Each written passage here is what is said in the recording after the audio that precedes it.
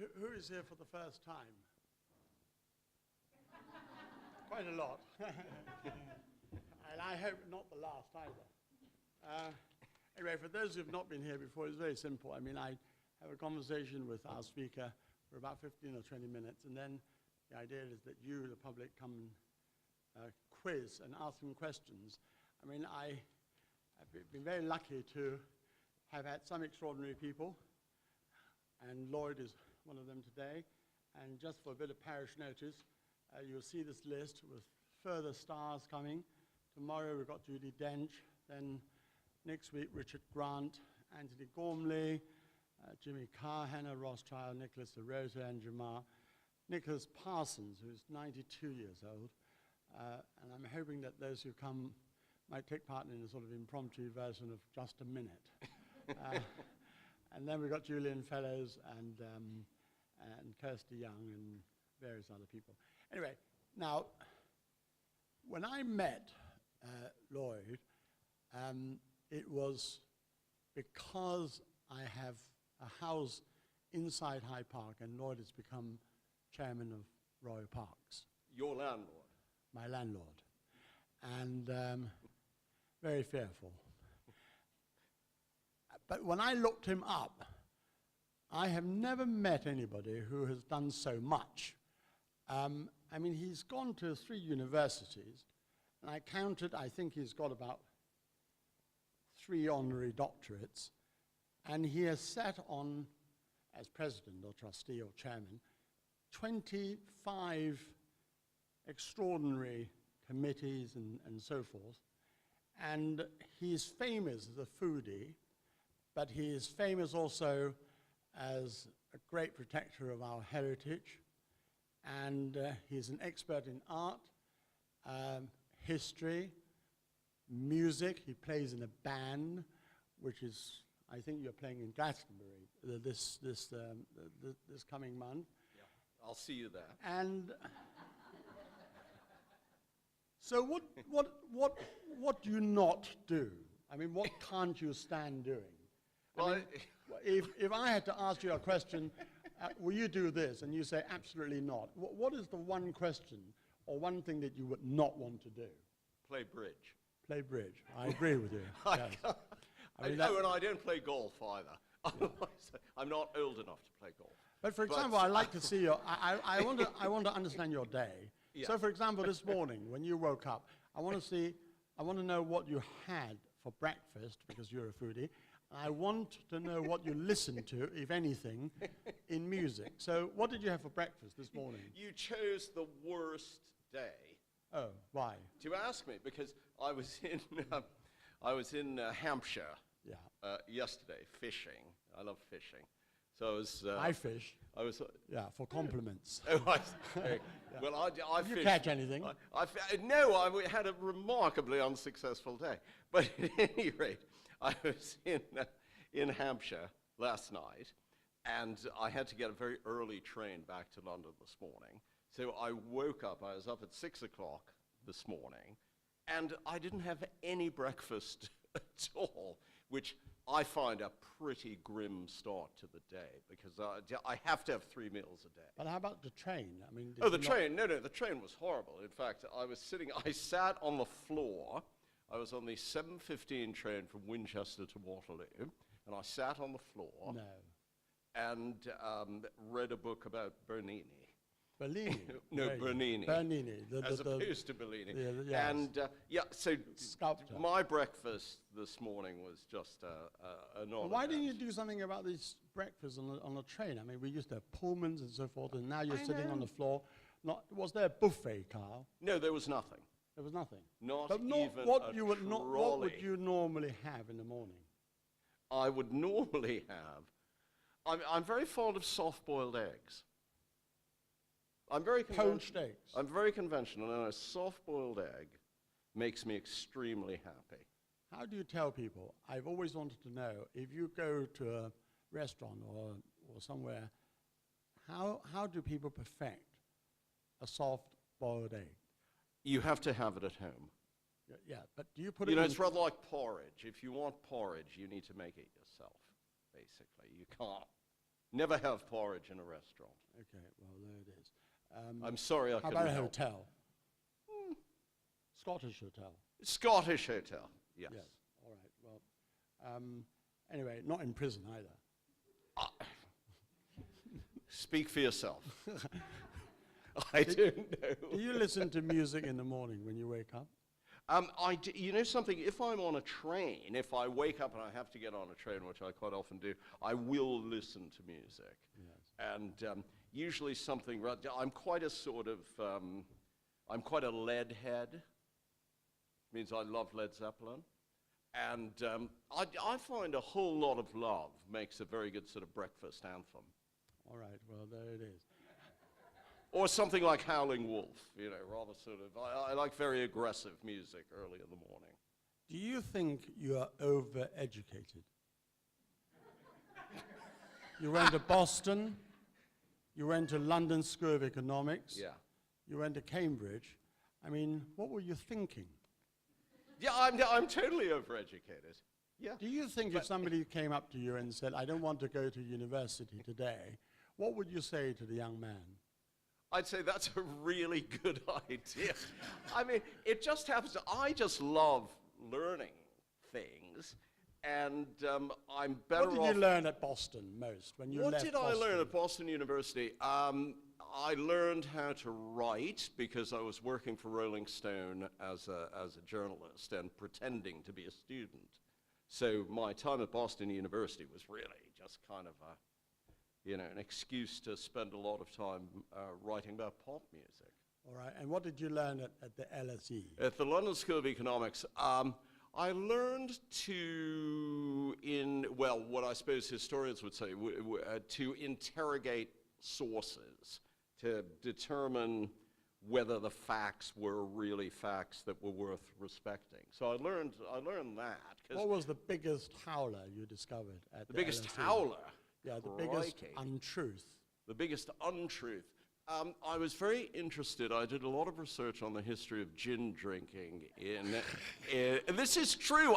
This is not a joke.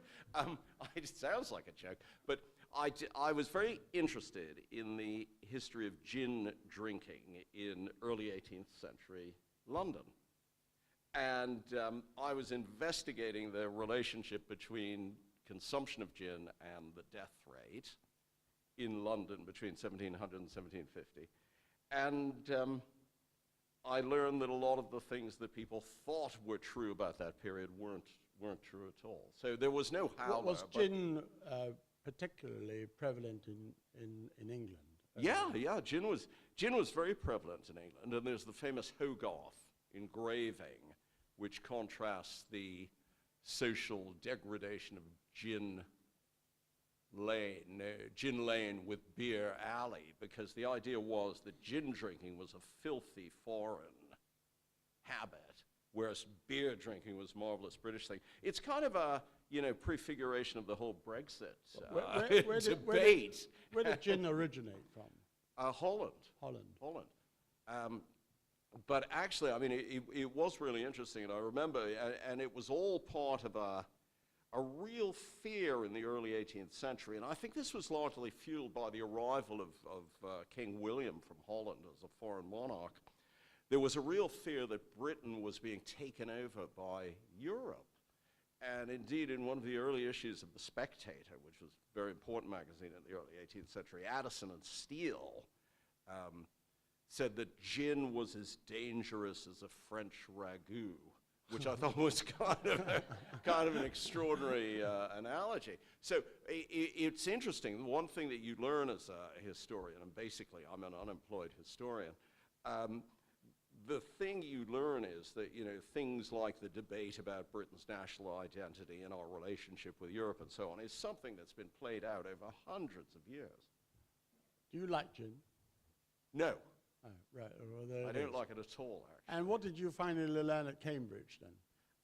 At Cambridge, What did you do your MPhil on? Or I did PhD? my MPhil and my PhD in art history, which I'd always wanted to study. I had been trained as a straight historian, and I wanted to be an art historian.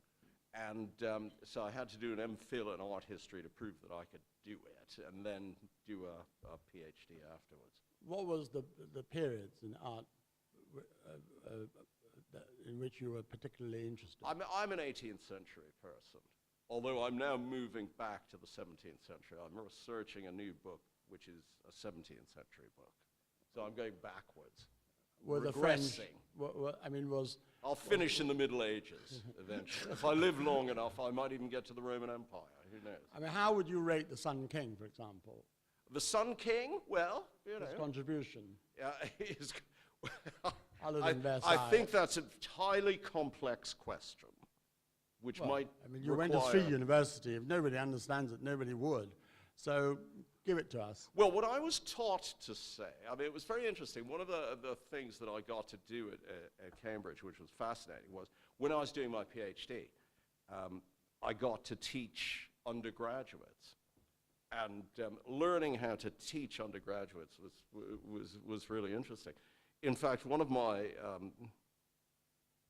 my undergraduates have gone on to do some very interesting stuff, but at any rate, I was told that when an undergraduate asks you a question that you can't answer, you should never say, "I don't know."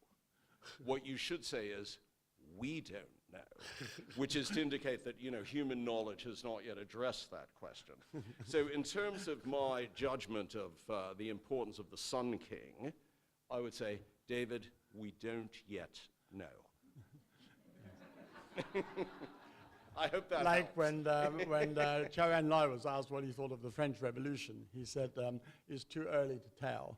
Exactly. Yes, exactly. I'm with him there. Now, one of the many, many things you do is that I think you're chairman of the Blue Plaques panel. I was, yes. Now, I mean, we're all fascinated by these blue plaques around the city.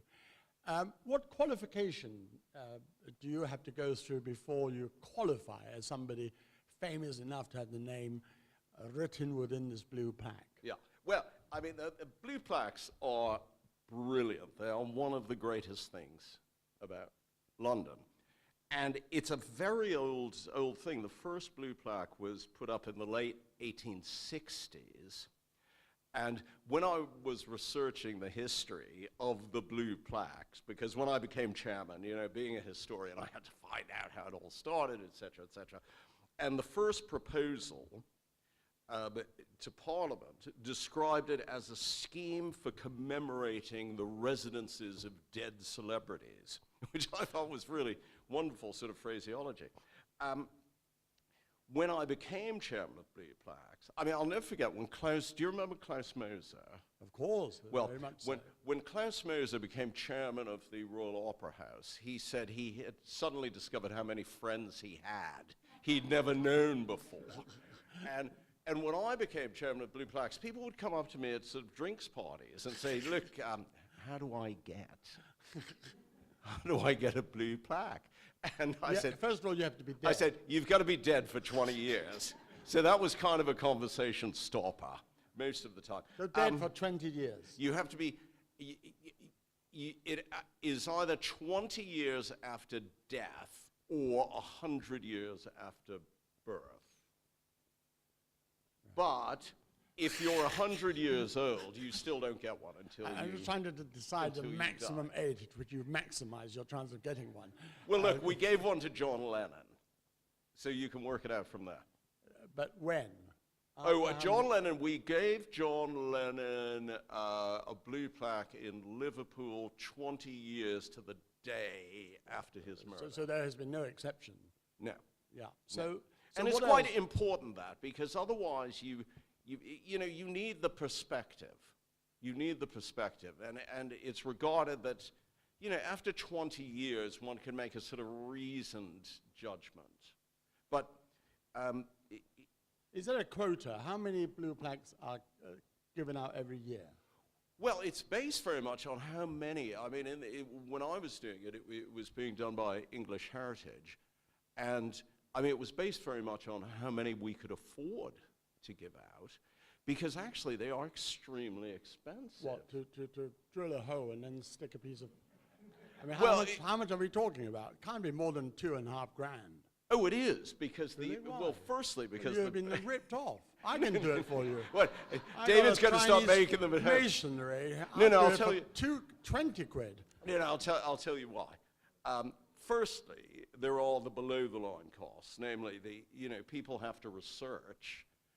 Any member of the public can nominate anyone for a blue plaque, and then it has to be researched. So Like an honor system. that sort of thing. And then not only does the person's biography have to be researched, but one also has to find a building associated with them that is still standing.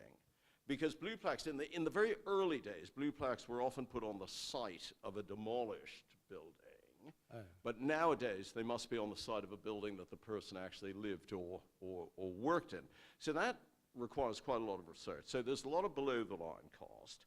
Then the plaque itself, I mean, the reason they are the best commemorative plaques in the world is that they are very beautiful objects in their own right. English Heritage owns the particular typography. They're all handmade, so that's quite expensive making them. And then the cost of installing them is quite a lot, because most often blue plaques are put onto listed buildings, so you have to get listed building consent, and LBC does take some time to go through the system. And then you have to, if you're putting something on the front of a Georgian house, you don't just drill a hole in the front of the house. It's a listed building, so they have to be installed very carefully. Therefore, the cost of plaques is quite expensive. And that limits the number that can be put up every year. Now, I think some years when we were having very sort of big bumper years, we could put up about 15 or 16. But usually there were slightly fewer. So than from that. 1860, that's 170 years times 15. What's that? That is 1,500. So there must be over about 2,000. 3,000 Yeah, plaques. but there aren't, because in the early days they put up very few. And of the surviving ones, I mean, it's very interesting to look at the surviving ones, the oldest surviving ones. There's one to Napoleon III on King Street in St. James's. There is one to Lord Byron, which is not too far from there. There's an early one to Lord Nelson in Bond Street. There aren't that many surviving ones from the original period. How long do they have to reside there for? I mean, is there a limit? I mean, I can't imagine Napoleon III living in King Street for more than about 3 days. No, he was in King Street. It was longer than 3 days. I can't tell you exactly how many. As we say, he was the King of France. we don't know. But no, he was certainly in. Because it has to be a formative period. So, for example, Bella Bartok has a blue plaque in Onslow Square in Chelsea, because it was regarded that the concerts that he gave in London over a period of 3 or 4 years were critical to his reception as a major composer in Western Europe. So therefore, even though he only stayed in Onslow Square for a few weeks at a time, each time, it was regarded as a significant part of his life. Well, I mean, it's ridiculous, because there's a sculpture of him at the just around the Cross, corner. a Exactly. falling sculpture. It's a terrific bit of sculpture. And I mean, what is Bela Bartok doing here in the middle of Kensington? And now I realize it's even worse than that. He's got a blue plaque on Onslow Square. I mean, this is outrageous. I've never heard such anti-Hungarianism. Actually, he was here. He's a bit of a hero of mine. I mean, there is no composer who's more rhythmic than Bela Bartok. But one of the very interesting things about the blue plaques, and it points out something. Do you like that sculpture? Yes, I do, actually. I think it's terrific. I'm now assessing your taste. But one of the very important things about blue plaques, for example, I mean, when we unveiled one when I was chairman, we unveiled one to Paul Robeson, for example. One of the things that blue plaques do more than any other institution is they point out the fact that London has always been a global city. And there are blue plaques to people from all over the world who've come to London and done really important things. Is there a Chinese? Yes. Who? We don't know.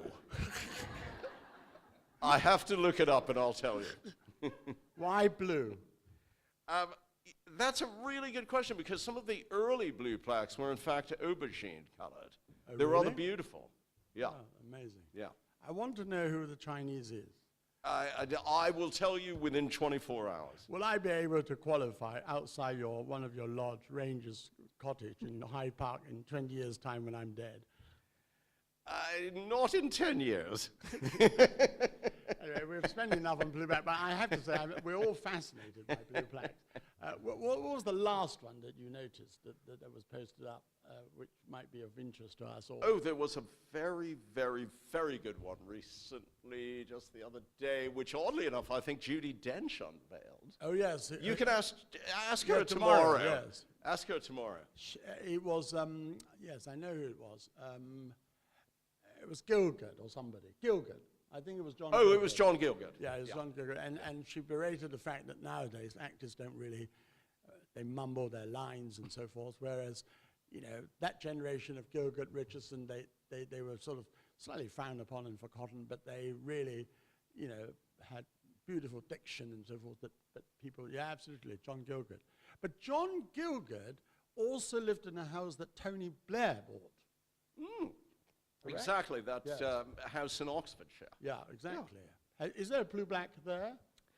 No, because the only blue plaques outside of London, I tried to make the blue plaque scheme national, and we unveiled 6 blue plaques in Liverpool, and about a dozen in other places around the country. But there was never the funding to support them, which is very sad, because actually, I mean, you know, I would love to see blue plaques in every city in England. Final question.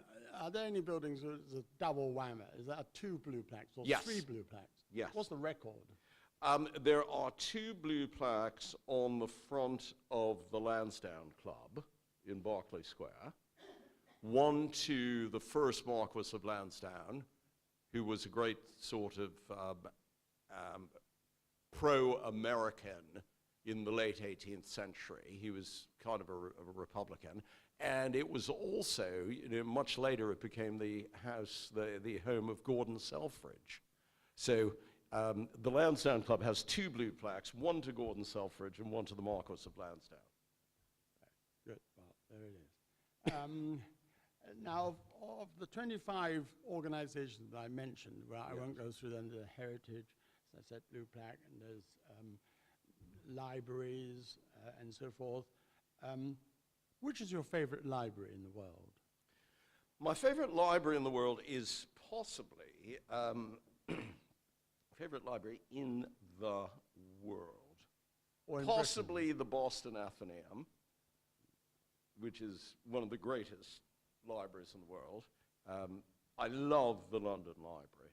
Yeah, we all love the I London love the Library, London yes. Library. It's an extraordinary But institution. don't you get rather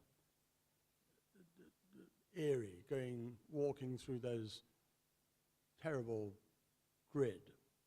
Oh, I down like which that. you look I like down? that. I What? like that. I love the Do you? grid, the stacks. Yeah, and then you look Yeah. down at about, you know, don't you get vertigo? No. No, it's rather Have like you ever being in nicked the... anything from the London Library? Have I ever nicked anything from the London Library? What, other than the Gutenberg Bible I managed to... No, I haven't. What sort of question is that? What? Well, I mean, you're obviously a goody two-shoe. You went Yeah, to of course I university am. and so forth. Yeah. What was the worst thing that you have ever done? The worst thing I've ever done? I can't believe that you have not returned a library book ever. in Oh, your life. I did. Yes, I did nick. You see? No, but it wasn't from the London Library. I nicked a book on 17th century witchcraft from the History Library at Boston University. Yes, well, there it is. Take me away now. You know, get the orange jumpsuit. You were a governor and you're intimately associated with the London School of Economics. Do you think it is an absolute marvelous institution? Yes, I do. And does it stand up to the reputation of being an attraction for very young and energetic and activist minds around the world, I mean, in terms of students and so forth. So, in which case, what is it? How do tutors start off by teaching their students? I mean, where does this reputation come from? Well, the LSE is anyone here an LSE graduate? Gosh, I thought there were a couple of particularly intelligent-looking people in the audience. Did you like the LSE? Did you enjoy the LSE? Yeah. What grade did you get?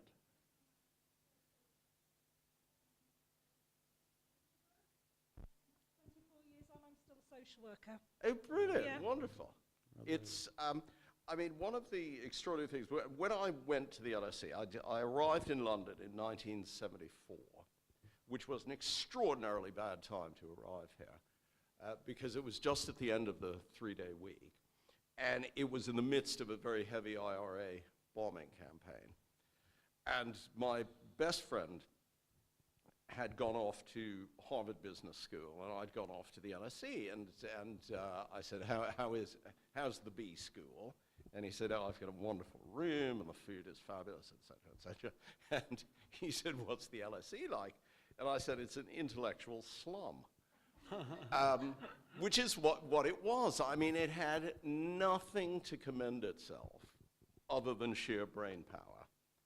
And there was everybody walked around in hoodies and terrible clothes. There were no hoodies in 1974, David. I mean, you know, hoodies are a relatively recent thing. Yes. You know, and it was going through this extraordinary transition. It had been a very, very, very, very radical hotbed in the late 60s and early 70s. And then the late, great Ralph Dahrendorf arrived to take over the directorship of the LSE. He was a wonderful man and transformed the institution. But the thing that has been a constant about the London School of Economics, ever since it was founded by George Bernard Shaw and Sidney and Beatrice Webb, is its incredibly demanding intellectual program. I mean, it's a place where you really... Did you ever come across Bernard Levin? Bernard? Levin. Yes. Yes. Yes, because Bernard was, you know, one of our more sort of celebrated... Bernard Levin and Mick Jagger were the two most famous ex-LSE students. Yeah, well, yes, I mean, Bernard Levin was very intellectual. Do you think Mick Jagger is intellectual? We don't know. We don't. Very good answer. I think his lyrics certainly are intellectual. Okay, my final question is your newest job, the Royal Park. I declared interest because I live in one of your cottages. The Royal Parks, of course, consist of quite a number of parks, right? Is it Richmond, Regent, Hyde, Kensington Gardens, or whatever it's called. St. James's. St. James's. The Green. Greenwich. Bushy. That's it? That's it, okay. And a lot of other stuff as well. Were you fascinated by, I mean, why were you fascinated by the job? I was fascinated by the job because when I first arrived in London, I was there's a wonderful phrase which I had never heard before. Does anyone know what the phrase PG means? Paying guest, yeah. I thought it was a tea bag. I was a paying guest. You know, I was a student, 1974, I was a paying guest in this very large, really extraordinarily beautiful flat in De Vere Gardens in Kensington, which belonged to... You get it through Airbnb. This was way before Airbnb. And it belonged to a woman who could be described as downwardly mobile. Yes. So she had this wonderful flat, and you know, she was managing to hang on to a few good pictures still. And the flat was filled with demanding foreign students like me. And of course, it was just across the street from Kensington Gardens. And that began my habit. I mean, since 1974, every single day I have been in London, I have walked through, enjoyed, visited one or another of the royal parks. And to me, the royal parks are one of the things that most define what makes London the greatest city in the world. So the opportunity to work for the royal parks was just something that I was incredibly excited about. And What it's irritates? What has irritated you about the parks? been great. Litter. Before you, Litter. sorry? Litter. Litter. I mean, people, you know, what is very encouraging and very uplifting and very inspirational is the fact that most people, you know, 77 million people a year come to the royal parks. And 77 million. 77 million. How do you know? Because I've counted each one of them. And what is very, I think, inspiring and very encouraging is the fact that, you know, people behave really well in the parks. Because people are there to enjoy themselves, to be citizens, to enjoy the beauty, et cetera, et cetera. But, you know, inevitably, you do get a very small minority of people who actually think, well, you know, we'll just leave our takeaway containers on the lawn, we'll leave this empty bottle here or there. And because most people behave so well, when you see those signs of social irresponsibility, like heedless litter, you just feel very, Is there a you bylaw? feel very angry about Is there a it. bylaw about littering? Oh, yes, yes. But of course, you know, enforcement is very difficult. You know, one doesn't want parks to be full of wardens who are walking around saying, you can't do this, you can't do that, you can't do the other thing. Nor do you want the whole of the park to be cluttered up with notices, because signage is a real problem. You know, the parks are mostly grade 1 listed landscapes, and they have to be kept that way. So, you know, I could mention dogs, but you know, it is encouraging people to behave respectfully to each other that is the greatest job that the royal parks have to Talking do. about notices, I mean, do you regret the fact that ISIS is everywhere? Oh, do you mean you mean the name of the? Yes, yes. There's a large sculpture of a waterfowl in the royal parks, just by the Lido, which apparently is called the Lido, but I always call it the Lido. I don't know. In New England, we call it a Lido, yeah? At any rate, there's a very large sculpture of a waterfowl, which is kind of a fundraising thing, which unfortunately, when it was unveiled about 4 or 5 years ago, was called ISIS. I assume for classical references. It's been renamed. It is not. Yes, Why? it has been renamed. Why? Because it's sensitive. I couldn't possibly say because I wasn't involved in the renaming. Do you believe in But it is no longer called ISIS. But do you believe in political correctness? It depends what you mean by political correctness. Well, that answer tells me that you are damn politically correct. I mean, I think that we can I believe in correctness. Yes. All right, well, look, listen, let's have a few questions, intelligent questions. Who wants to ask Grossman a question? Yeah, go on. What is your favorite museum? My favorite museum, my local museum is the V&A. And what I think is so wonderful is that the V&A has consistently become a more and more interesting museum. Not only in terms of the way the core collection is displayed, but in terms of the temporary exhibitions and so on.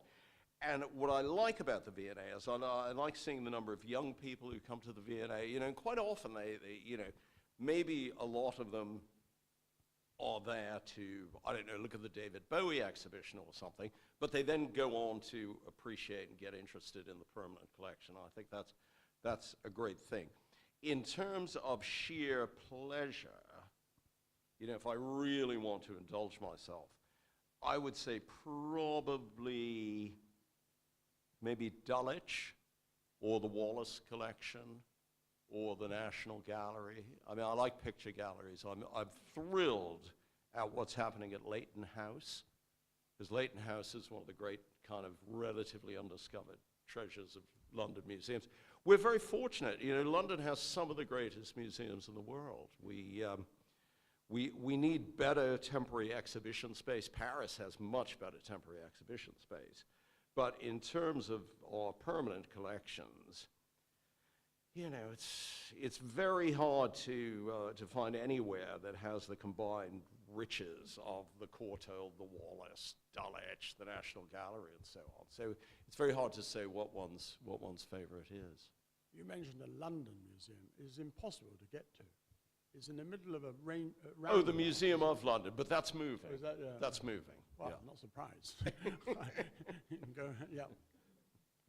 I don't know if you saw, but last year, Dolmio put on their pasta sauces that they're not for everyday consumption, and I just wondered if yours are. Okay, hang on. Yeah, I think Dolmio put on, I think what they said, this is, we've had a major shift now from cultural policy to gastronomic issues, which I can handle.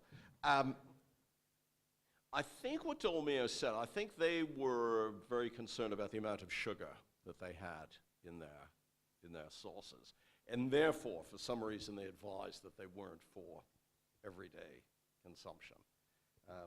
Which I thought was kind of a strange thing to say, because you know, it's the same company that makes Mars bars, and a Mars a day is for work, rest, and play. So the idea that you can have a Mars bar every day but not Dolmio sauce is kind of interesting.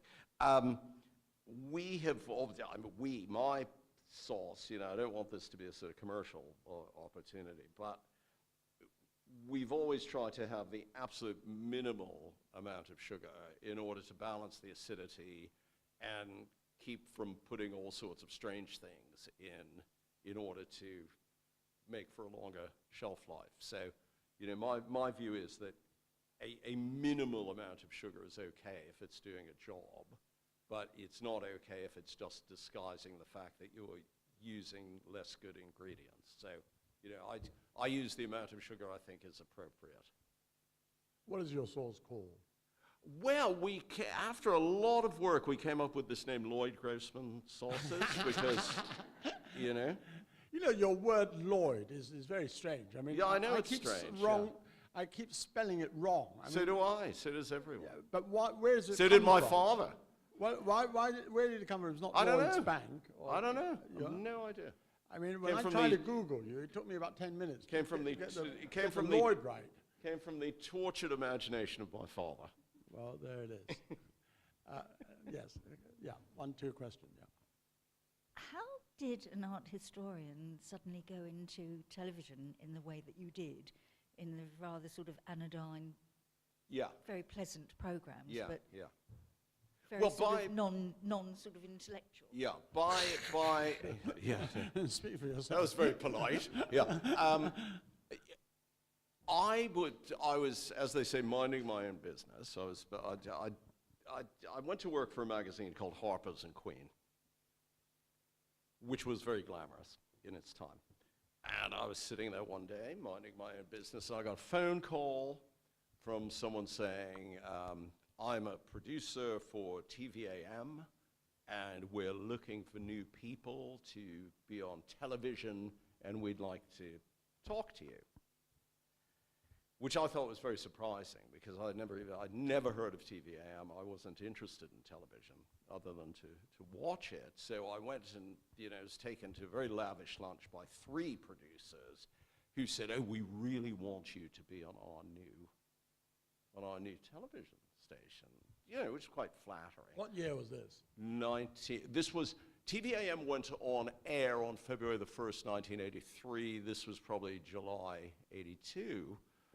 And so, yeah, you know, and they said, "Oh, will you just, can you come up with any ideas for programs?" And I said, "Well, yeah, I can." So I came up with an idea for a program, and they signed me up. And it was a very extraordinary thing, TVAM, because in the early days, there were the so-called famous 5, David Frost, Anna Ford, and 3 others. And, Who are they? Angela Rippon, Angela. Robert Key.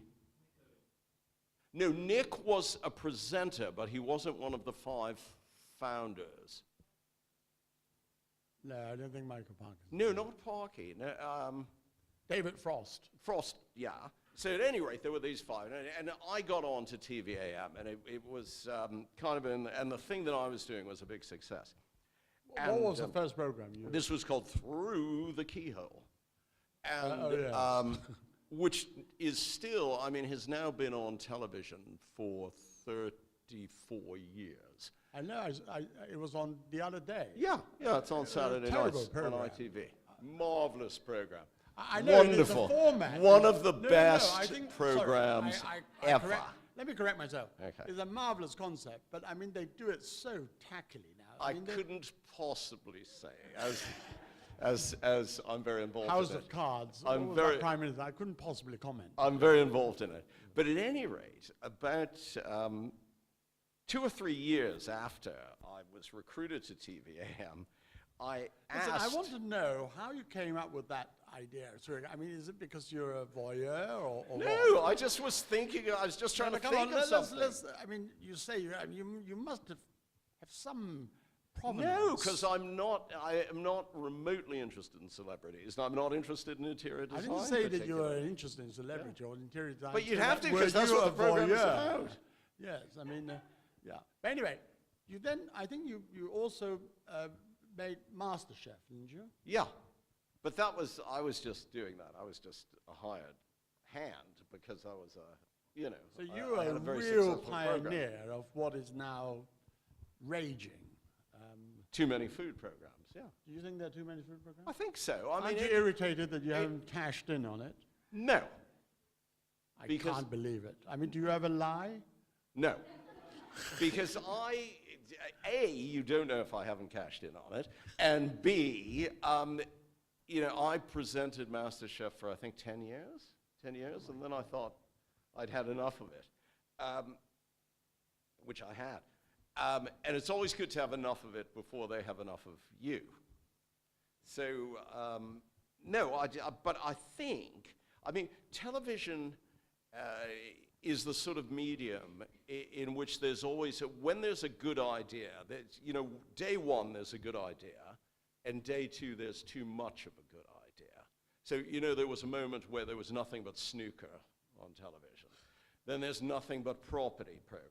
Then there's Darts. nothing but food programs, nothing but darts, And I think probably there may be a few too many food programs at the moment. What's the next fad? If you're now We sitting- don't know. Go on. All right, there's another question there. Yeah. I was a big fan of Through the Keyhole. What was your favourite celebrity house that you went to snoop in? Oh, dear. Well, the ones that were interesting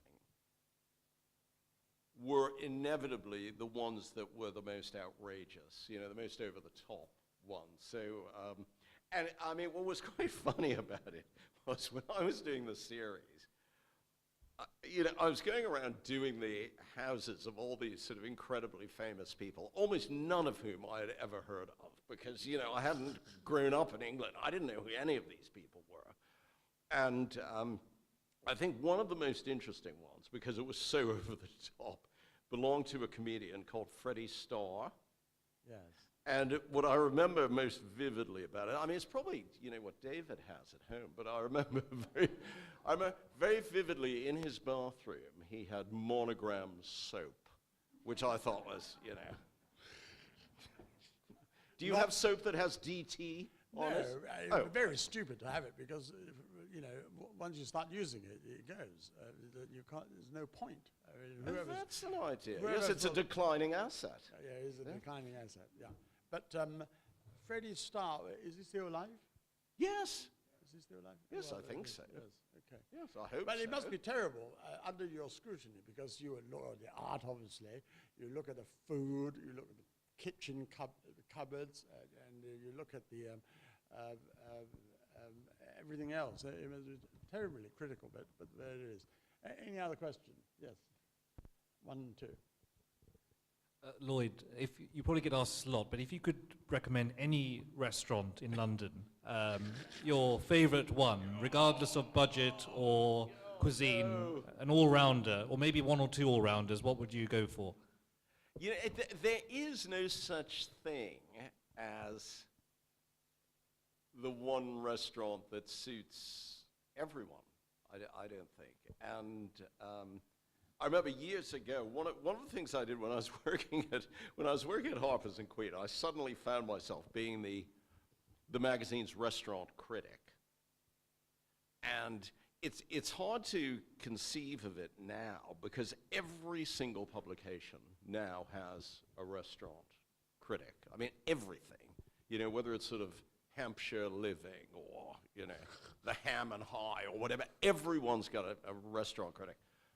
And in the old days, there were only 3 restaurant critics in the country. There was Faye Mashler, and Faye has been a restaurant critic since the 1970s. She's still alive. I think. Yes, still writing.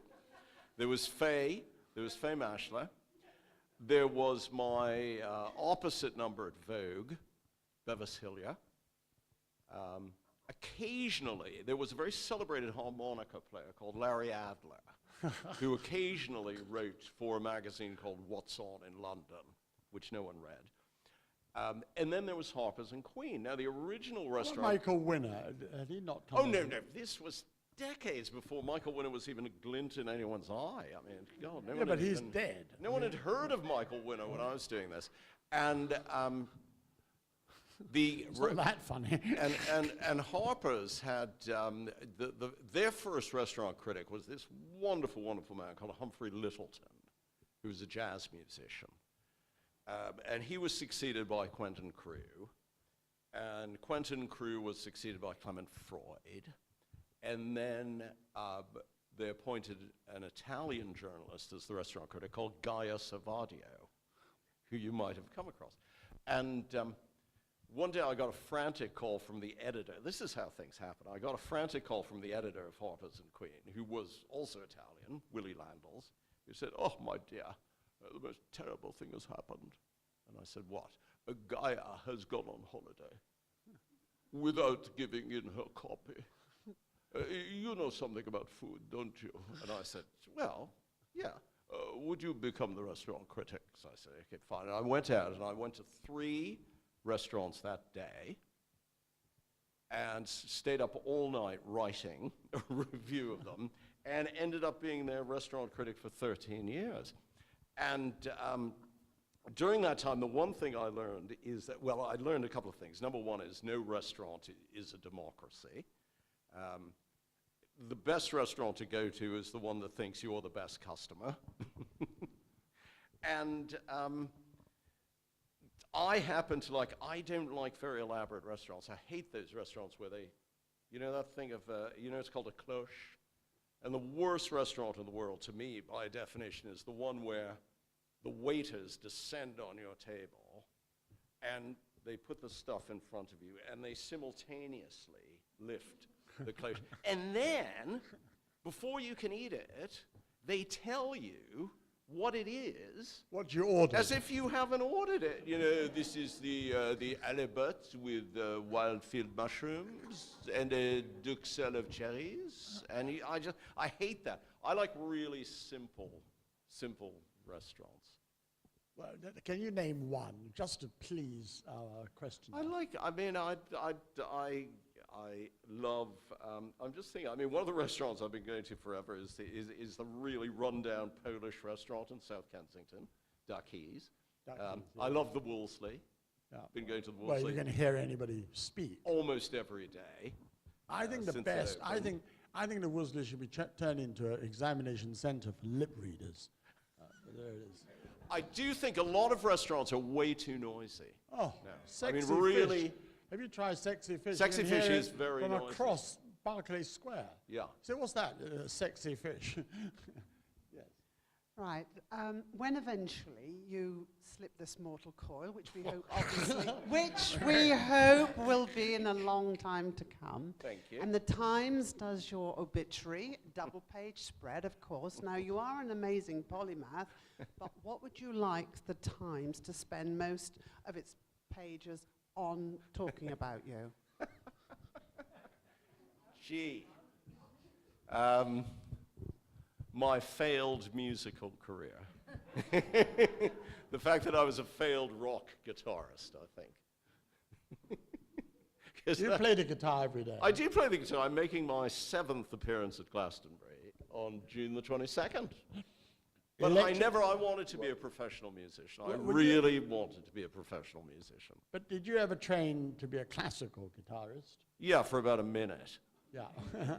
Yes. No, I trained. I had about 6 months trying to be a classical guitarist, and two things stopped me.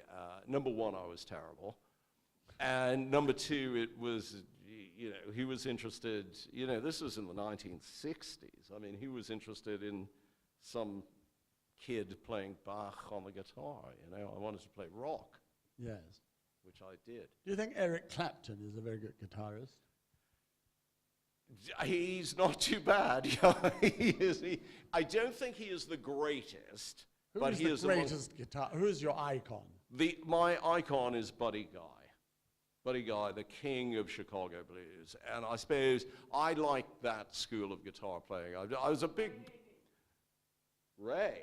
Well, now you're. But he's more than a guitarist. He is a real. One of the geniuses of pop music, totally. All right. Yes, go on. Hello, Loyd. Hello, David. Did you know that there's a park called Loyd Park in London? No, where is it? Is it blue? No, it's in East London, a place called Walthamstow. According to Google. You better I've got to go there. Yeah, you better have it. How is it spelt? Probably with 2 L's. 2 L's, yes, like the bank. Well, maybe I should go there with a spray can and just sort of cross out one of the L's. That's very exciting. My lawyer will be writing to them. You've got the William Morris Gallery there as well. Oh, the William Morris in Waltham. Is Loyd Park near the William Morris? That's what's it in. Oh, fabulous. Gosh. And also, I suppose I should. Now, look, listen. You've been shouting quite a bit. Let's give her a microphone to ask a proper question. Let's have a bit of order. I'm afraid I've said it all. Ask Loyd a question. Go on. Go on, ask Loyd a question. You obviously know a lot about music, so ask him a musical question. Yeah, if you're a Ray Davies fan. I'm a Ray Davies fan. Have you ever heard him play? No. Why? Ray Davies on a Good Friday, where I had nothing to do, I looked up on the internet, and the only thing that was going on Good Friday was play at the Hampstead Theatre, and it turned out to be the Ray Davies play that's transferred to the West End. Sunny Afternoon, which is brilliant. Yeah, and I was there, and Ray Davies was there. Then he was signing autographs and everything, and I never knew it, and it was the Good Friday. Ray Davies, the most famous son of Muswell Hill. Well, there it is. Okay. Any other question? Come on. Yes. Well, that stopped them all in their tracks, didn't it? That was a real conversation. There's a saucy woman who asked a second question. Okay, what's the... How much do you think a blue plaque would add to the value of your house? It's a very good question. It's a very good question, and you know something, it depends very much who it is. And indeed, one of the things that I found quite shocking about blue plaques was occasionally, I mean, I think there was, we were putting up a blue plaque to Mahatma Gandhi, and the person whose house it was refused to have it put up because he said, I'm not having that man's name on my house. And sometimes, a few times blue plaques have brought out the worst in people, where people have not thought that the person being commemorated was someone we should take seriously because But how about they were immigrants or whatever. So, sometimes they have been extremely controversial. But how about names that you have put up that people object to subsequently? I'm thinking of Cecil Rhodes at Yeah. Oriel College. I mean, what is the equivalent of the blue plaque experiencing that sort of retrospective objection? Well, it's particularly controversial when blue plaques deal with someone who's been involved in some sort of destruction. So, for example, Hiram Maxim, who invented the machine gun, there was a very long debate about whether Maxim should have a blue plaque. In the end, it was decided that he should have a blue plaque simply because his invention, for better or worse, was hugely important in history. The designer of the Spitfire, for example. I mean, some people objected to the idea that Mitchell should have a blue plaque because the Spitfires killed people. So there have been controversies mostly related to warfare, occasionally related to ideology. The blue plaque to Karl Marx in Dean Street was put up long before my time, but I bet that caused a great deal of debate.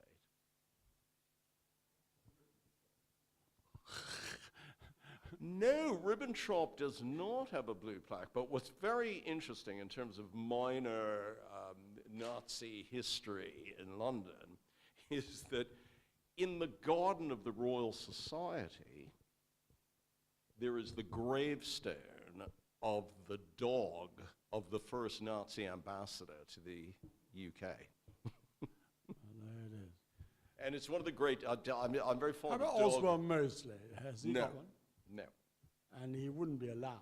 Oh, No. well, he wouldn't pass. I don't think he'd pass muster as someone who made a significant contribution. Yes. Would the Queen go up at Buckingham Palace? Well, interestingly, there are some places that just don't get blue plaques. I mean, for example, it would be impossible. Neither Oxford nor Cambridge have ever been considered as places where blue plaques might be erected, because otherwise, you would go past King's College and, on this listed building, there would be sort of 65 blue plaques. So, there are some places you wouldn't put a blue plaque on the Houses of Parliament, for example. There are some places. Loyd, you're at Magdalen. Yes, I know.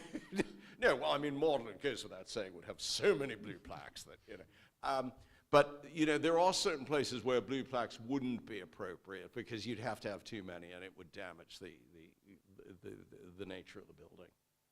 All right, let's have one last intelligent question. Come on.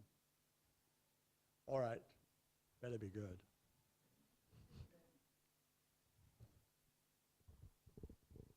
Even if it's not intelligent, we'll pretend it is. Yeah.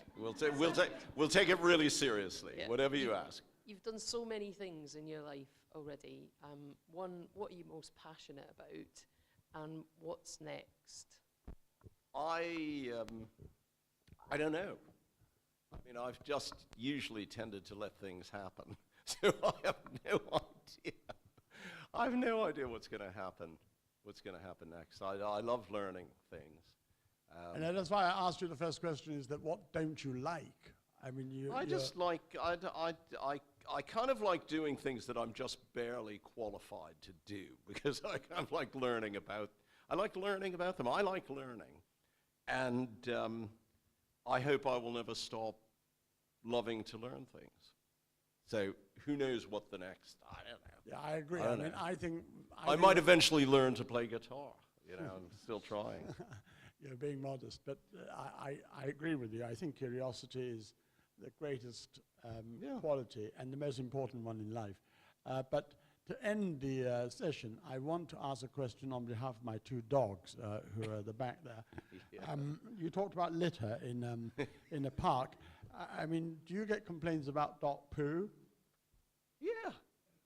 Not ours. We always. Oh, no, of course not. Yeah. But yeah, I mean, you know, it's one of the issues about parks, which will always be an issue about shared public spaces, is, you know, reconciling the demands of people who come to use parks for very different things. You know, some people like cycling in the park, some people like walking in the park, some people like walking their dogs in the park, some people like concerts in the park, some people like nothing happening in the parks, and so on. So every type of human activity, including ones we don't even want to talk about, takes place in public parks. Well, including the public lavatories. And one's got to, I couldn't possibly comment, and, you know, one's got to constantly be reconciling the varying demands of, you know, all the different people who make up our city. Are public lavatories a problem in the park? I think paying for them is a problem. Yeah.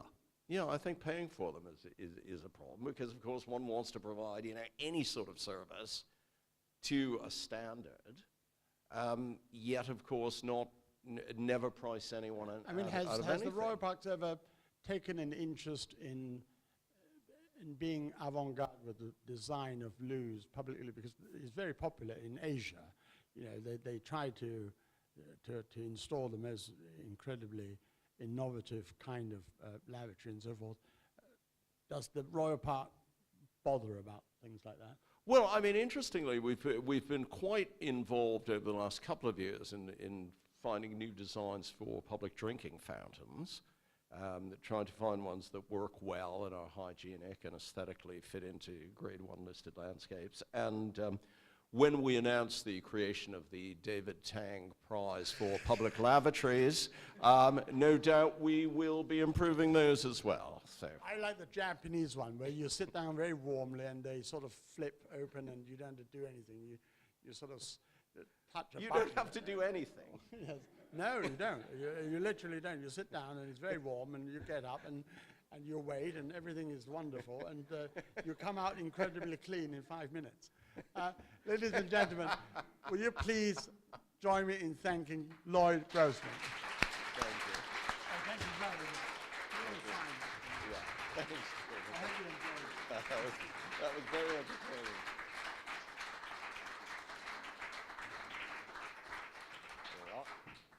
He really is a polymath. I mean, it is highly irritating. I think he's as irritating as Stephen Fry. They must That's be high praise. They must be the two most irritating men in Britain. But thank you, Loyd. Thank you. Thank you. Thanks, David.